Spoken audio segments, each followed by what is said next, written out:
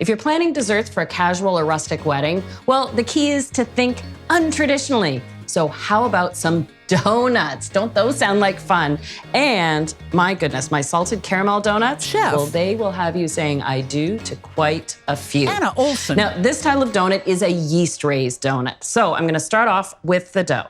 I have 4 cups of bread flour in my mixer. I will add 1/3 cup of granulated sugar, and a packet of yeast is the equivalent of 2 1/4 teaspoons, or 7 grams. She adds it. Now, this is instant yeast, which means it doesn't have to be dissolved in liquid, so I can add it right to my flour. And I do have 1/2 teaspoon of salt, and I just toss the salt on the other side of the bowl from the yeast. That way it doesn't come in direct contact when I add my liquids. Instead of adding water, I add milk, and I have 1.5 cups of milk. She pours it in. Room temperature is best, or just above body temperature. It allows the yeast to activate and come to life. I also have 2 egg yolks and 1 whole egg. She pours those in. Lastly, I have 6 tablespoons of unsalted butter, Cubed. cut up, and it's at room temperature too. She lowers the dough hook into the bowl. Just turn the mixer on low to get everything going. And later, the speed having been raised, There we go. You can actually see the stretches of elasticity as the dough sticks between the dough hook and the bowl itself. So even though it's a soft dough, I can tell it's well kneaded and ready. she grabs a fresh bowl. So I'll just transfer this out to a separate bowl. She scrapes the dough into it. This recipe yields 15 to 18 donuts, depending on the size and style you cut out. I'm going to let this sit for an hour and come back and show you then how to roll, cut, fry, and make that sea salt caramel glaze. She's covered the bowl in cling film.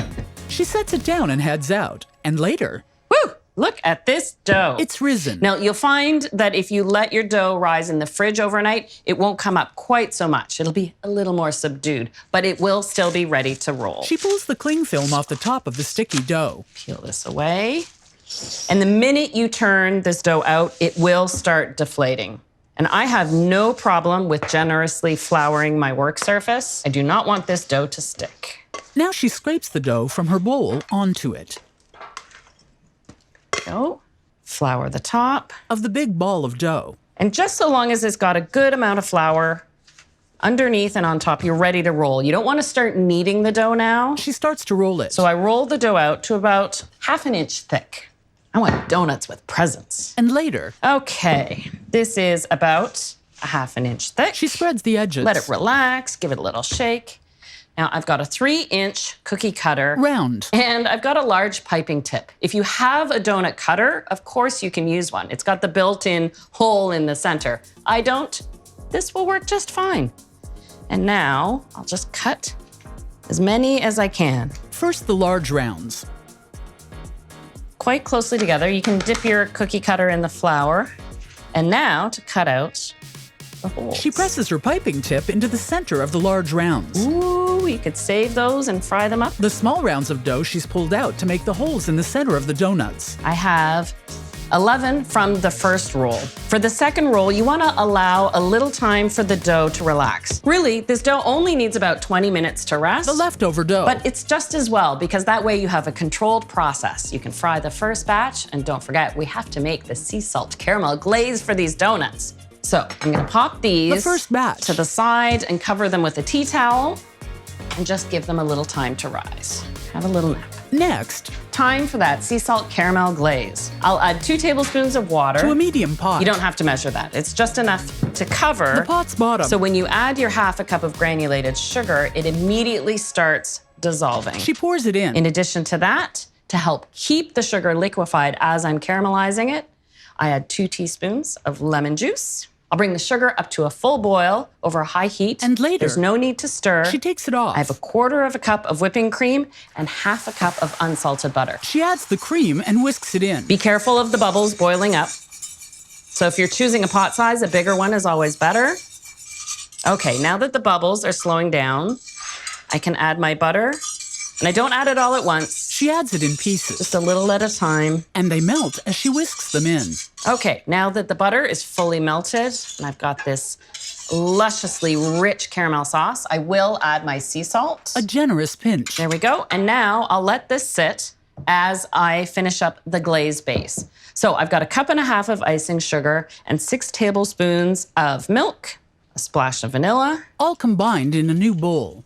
And I'll just mix this up together. With a whisk.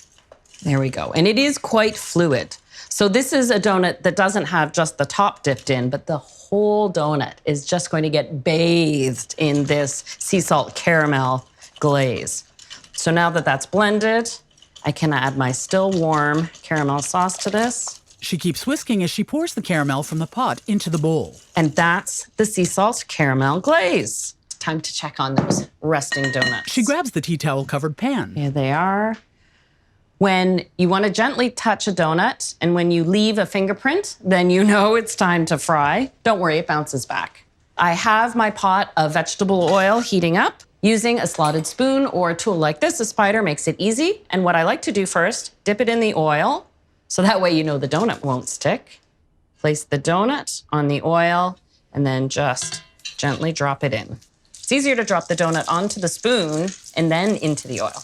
Safer too. The donuts fry. All right, and then you just give them a quick tap to flip them over. She uses the same wire spider ladle to do that.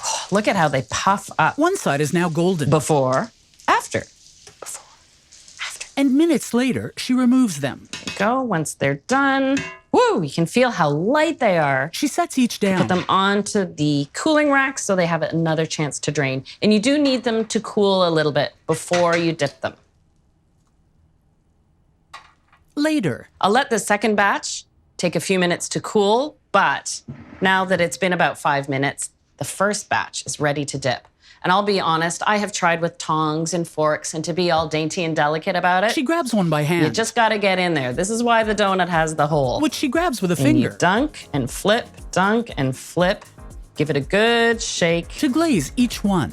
so the excess glaze comes out. As she replaces it on the rack. And then you drop it on the tray. Give it a chance to set. We now see a rack full of gooey, glazed, dripping donuts. Ridiculous!